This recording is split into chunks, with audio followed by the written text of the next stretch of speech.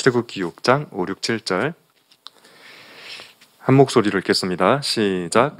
이제 애굽 사람이 종으로 삼은 이스라엘 자손의 신음소리를 내가 듣고 나의 언약을 기억하노라. 그러므로 이스라엘 자손에게 말하기를 나는 여호와라. 내가 애굽 사람의 무거운 짐 밑에서 너희를 빼내며 그들의 노역에서 너희를 건지며 편팔과 여러 큰 심판들로서 너희를 속량하여 너희를 내 백성으로 삼고 나는 너희의 하나님이 되리니 나는 애굽 사람의 무거운 짐 밑에서 너희를 빼낸 너희의 하나님 여호와인 줄 너희가 알지라. 아멘. 네, 7월 11일까지 예배 드렸었고 딱 한 달 만에 예배를 드리게 되었는데 다 코로나 안 걸리고 건강하게 얼굴 보게 돼서 참 감사한 생각이 듭니다. 현장 예배를 드리지 못하면 아쉽지만 그래도 이제 줌 모임을 하면서 여러분에 대해서 조금 더 알 수 있었던 또 좋은 시간이었던 것 같아요. 어떤 물건을 가지고 아끼고 그런지 알 수 있었고 주은아, 너 친구가 접어준 그 유리병에 있었던 거 근데 그게 뭐였지? 나 자세히 못 봐서 별. 별. 또 주은이 같은 경우는 친구가 생일에 이렇게 유리병에 별을 정말 많이 접어서 준 거 그런 것도 보고 줌 아니었으면 못 봤을 것 같아요. 그런 거 들고 오게 할 수가 없으니까 교회.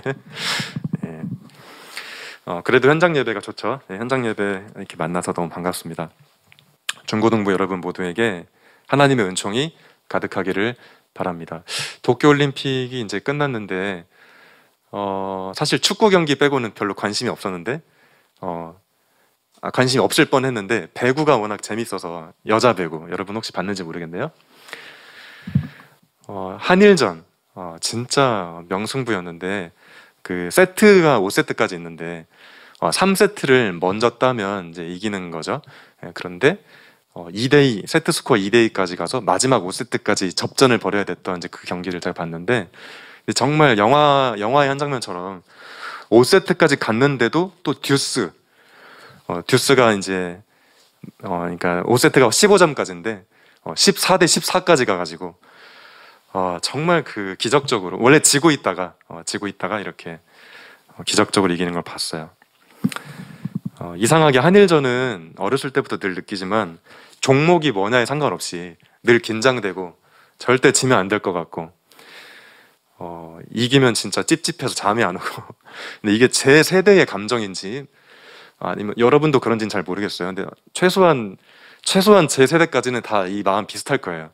근데 요즘 또 저보다 어리고 젊은 친구들은 일본에 대한 감정이 좀 다른 것 같기도 해서 제 마음이 좀 이상하게 들릴지도 모르겠어요. 근데 하여튼 우리 옛날의 역사에 대한 그런 게 있으니까 괜히 이제 그런 마음이 생겨요. 오늘은 왜 이런 얘기를 하냐면 오늘은 일본으로부터 독립한 지 76주년이 되는 광복절이거든요. 오다 보니까 벌써 전봇대에 태극기가 엄청 이렇게 꽂혀 있더라고요. 8월 15일 광복절. 제가 한자를 찾아보니까 광자는 빛광자고 복자는 다시 복자더라고요. 굉장히 멋진 뜻인 것 같아요. 빛을 다시 찾았다. 광복절. 그냥 독립기념일 이렇게 말해도 되는데 광복절.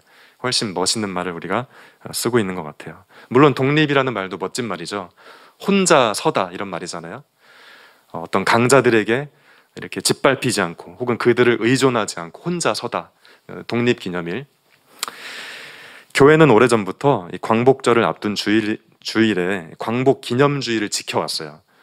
만약에 오늘이 8월 15일이 아니고 만약에 8월 14일이었으면 광복절 전날이니까 광복기념주의를 지켰을 텐데 오늘은 공교롭게도 광복절이 또 주일이네요. 같은 날이 됐어요.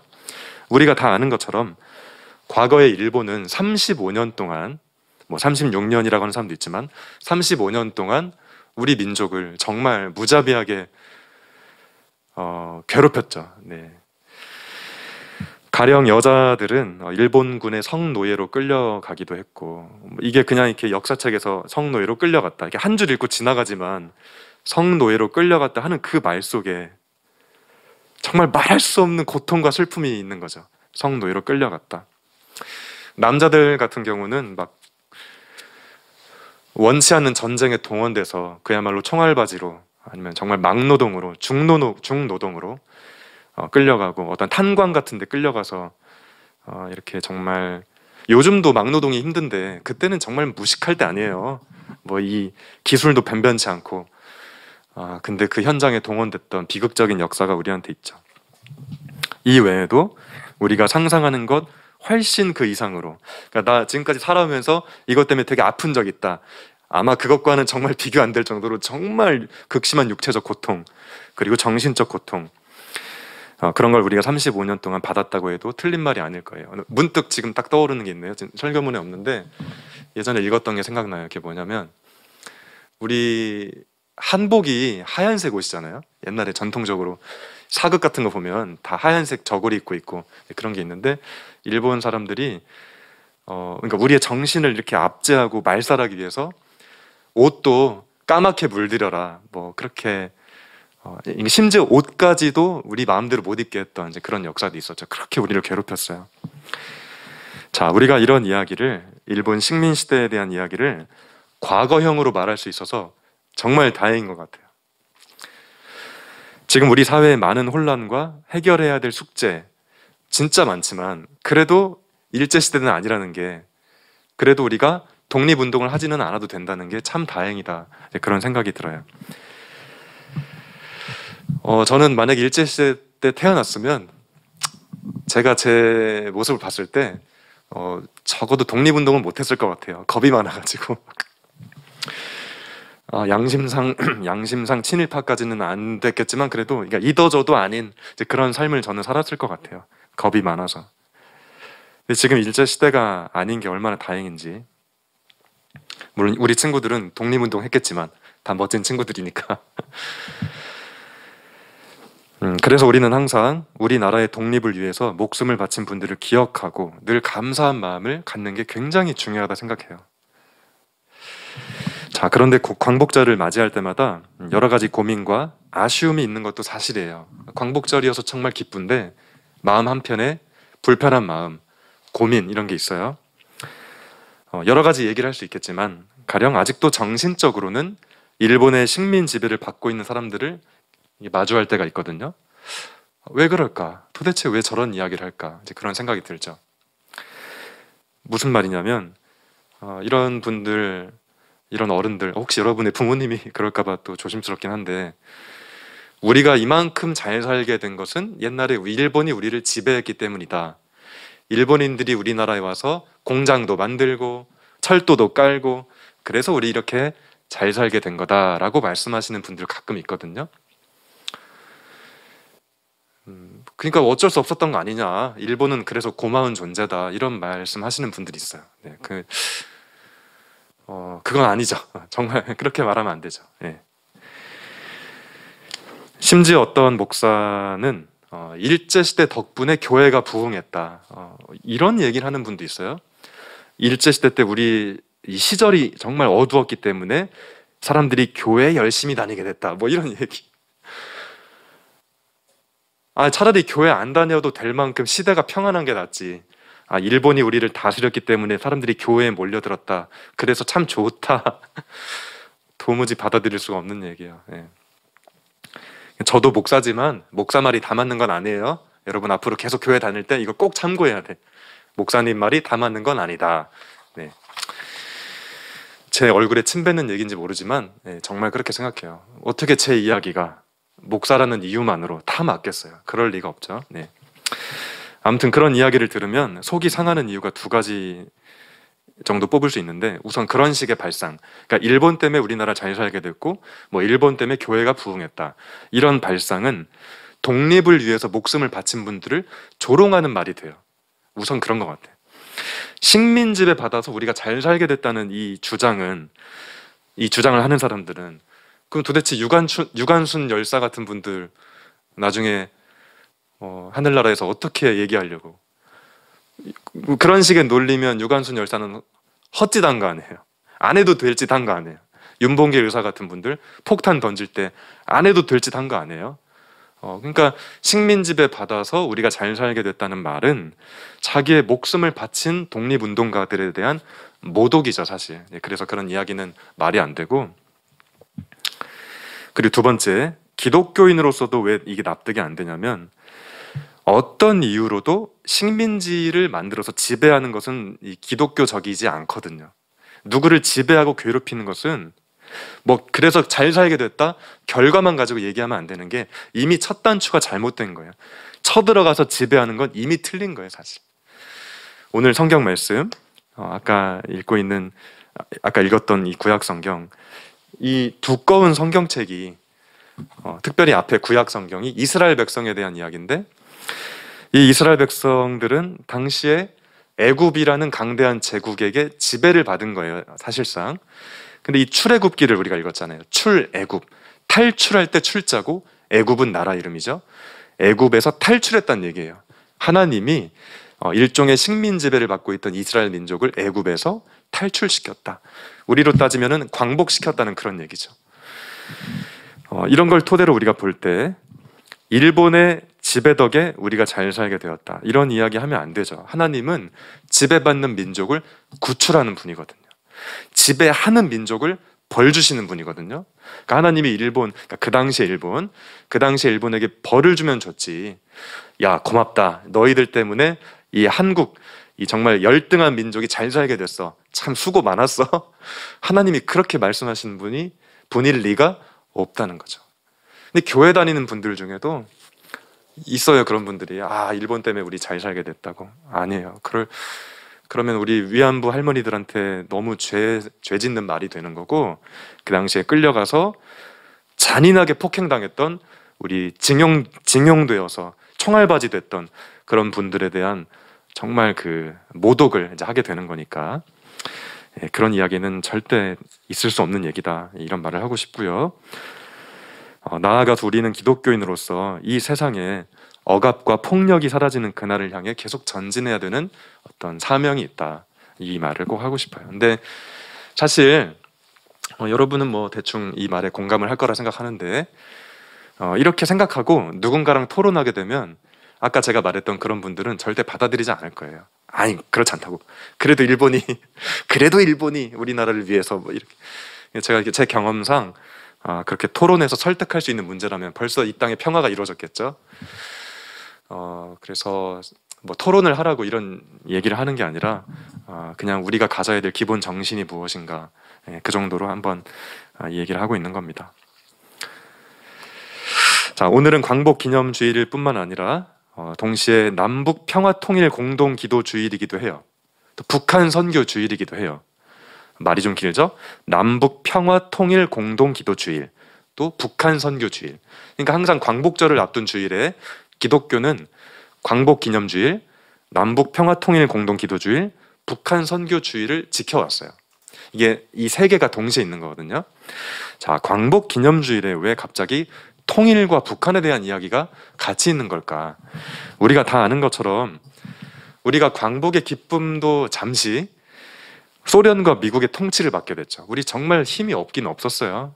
있을 수가 없죠. 일본이 다 뺏어갔는데. 우리 정신도 다 이렇게 피폐해지고 정말 다스리기 딱 좋은 그런 상태였죠. 그래서 소련과 미국이 자기들 마음대로 모여서 회의하고, 야, 여기 잘러 해가지고 38도 자르고, 너네 소련이 여기 먹고 미국이 여기 먹고, 우리 백범 김구 선생님을 비롯한 그 수많은 운동가들이 여러 가지 활동을 했지만 잘 되지 못했죠, 결과적으로. 이 통치를 받게 됐는데, 강대국의 통치, 이것이 남북 분단으로 이어졌죠. 그리고 무엇보다 우리 광복 5년 만에 6.25 전쟁이 터졌죠.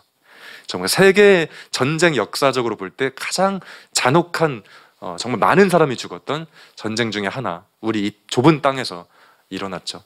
수백만의 사람이 죽고 다치고, 그리고 무엇보다 가족들이 생이별을 해야 되는 그런 고통을 우리 겪게 됐죠. 그리고 그것이 아직까지 매듭을 못 짓고 있죠.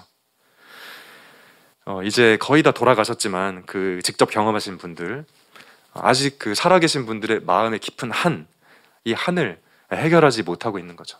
보고 싶은 가족 만나지 못하고, 그리고 항상 우리는 전쟁의 위험 속에 노출돼 있죠. 안타까운 일이에요. 자, 이런 걸 생각할 때 저는 질문이 들어요. 우리는 과연 진정한 의미의 광복을 맞이했는가? 물론 광복했죠. 광복했는데 진정한 의미의 광복을 맞이했는가? 아직도 일본의 정신적인 지배를 받고 있는 사람들, 그리고 사실 우리가 광복할 때 외국처럼 그 일본에 부역했던 소위 친일파들이 이렇게 좀 깔끔하게 정돈되지 못한 채 역사가 출발해서 그 혼란이 지금까지 이어져 내려오고 있으니까 그 시간이 너무 많이 지나서 이 굉장히 조심스러운 말이지만 그 친일파를 청산하지 못했던 문제가 시간이 너무 오래 지나서 너무 뒤죽박죽 돼버렸고, 그래서 누구에게 죄를 묻기도 애매한 지점까지 왔으니까 그 얽힌 실타래를 참 풀기 어려운 거죠. 근데 그때 역사가 잘 정리되었어야 그 단단한 초석 위에 우리나라가 출발할 수도 있었을 텐데, 근데 이 와중에 이만큼 잘 살게 된 것도 기적이고 정말 하나님의 은혜지만 이제 아쉬운 점이 있다 이거죠. 예. 그리고 거듭 말하지만 그 광복 이후에 우리는 강대국의 논리에 의해 분단되어서 서로 전쟁하고 죽이고, 그러니까 우리 진짜 광복한 거 맞나 이제 가끔 그런 생각이 드는 거죠. 제가 어려서 배운 기독교는 근데 오늘 이렇게 축 처지게 설교하려고 한 건 아닌데 하다 보니까 그렇게 되네요. 제가 어려서 배운 기독교는 이 세상의 현실이나 역사의 아픔과 철저히 괴리된 이 세상의 현실과 아무 상관없는 전혀 무관한 그런 식의 기독교를 저는 어렸을 때 배운 것 같아요. 그러니까 믿으면 천국 가고 안 믿으면 지옥 가고, 믿는 사람은 복 받고 안 믿으면 저주 받고, 봐 역시 교회 다니니까 잘 되잖아 뭐 이런 이야기, 어렸을 때 맨날 그런 얘기만 들은 것 같아요. 그러니까 철저히 개인적인 이야기고 이 세상의 현실과 무관한 이야기들, 이런 식으로 저는 기독교를 배웠어요. 근데 제가 나중에 성경을 천천히 읽어보니까 하나님은 이 세상에 매우 큰 관심을 갖고 계시고 그의 아들이신 예수님도 이 땅에 하나님 나라가 임한다고 했어요. 저기 우주의 미지의 공간이 아니고 지금 여기에, 지금 이 땅에 고통받고 싸우고 전쟁하는 이 땅에 하나님 나라가 이루어진다고 선포하셨죠. 결국 우리가 한국의 기독교인으로 산다는 말은 우리가 진짜 광복한 거 맞나 가끔 고민하게 되는 이 땅을 어떻게 하면 생명과 평화가 넘치는 세상으로 바꿔낼 것인가 하는 숙제를 받았다는 말이어야 하죠. 여기가 어떠하든 나는 잘 살았으면 좋겠어가 아니고 여기가 그렇구나, 그럼 난 뭘 해야 되지? 이렇게 생각하게 하는 기독교, 그런 기독교여야 한다는 거죠. 여러분 이제 공부할 때 굉장히 머리 터지고 특별히 수학, 과학 나 진짜 싫어했는데 공부하기 힘들죠. 근데 우리 역사도 이제 공부를 잘해야 되는데 특별히 역사 같은 경우는 그래서 이게 지금 시험에 나오냐 안 나오냐, 시험에 안 나오니까 안 중요하네 이렇게 하지 말고, 우리 역사를 배울 때 이 역사의 소용돌이 속에서 목숨 바친 분들, 그리고 아직도 끝나지 않고 있는 고통 속에서 누가 고통받고 있고 나는 누구이고 누구여야 하는지 이렇게 물을 수 있는 공부여야 하지 않을까. 이렇게 생각하다가 수능을 못 볼 수도 있지만 그래도 역사 공부만큼은 이렇게 해야 되지 않을까, 정말 그런 생각이 들어요. 자, 말씀을 정리하겠습니다. 오늘은 광복기념주일, 남북평화통일공동기도주일, 그리고 북한 선교주일이에요. 우리가 식민지배 이후를 살고 있고 북한이 아니라 남한에 태어난 게 정말 다행스럽지만, 그렇다면 우리가 남한의 기독교인으로서 하나님의 뜻을 어떻게 이루며 살 것인지 고민하고, 특별히 이 땅에 좀 더 완벽한 의미의 광복과 해방, 그리고 진정한 의미의 평화와 번영을 위해 노력하겠다고 다짐하는 저와 여러분의 귀한 하루가 되면 참 좋겠습니다. 잠깐 눈을 감고 기도할까요? 하나님, 오늘도 광복기념주일을 맞아서 우리가 기독교인으로 산다는 것이 무엇인지 특별히 출애굽기 말씀을 단서로 생각해 봤습니다. 참 많은 문제가 있음에도 불구하고 어쨌든 우리가 광복 이후를 살고 있다는 것이 참 다행스럽고 감사합니다. 그러나 여전히 풀어야 할 많은 역사적 숙제 앞에 기독교는 무엇이고 나는 어떤 기독교인이어야 하는지 잘 생각해 보고 하나님의 뜻을 발견하며 살아갈 수 있는 우리 모두가 될 수 있도록 은혜를 내려 주옵소서. 예수님의 이름으로 기도합니다. 아멘. 네, 말씀을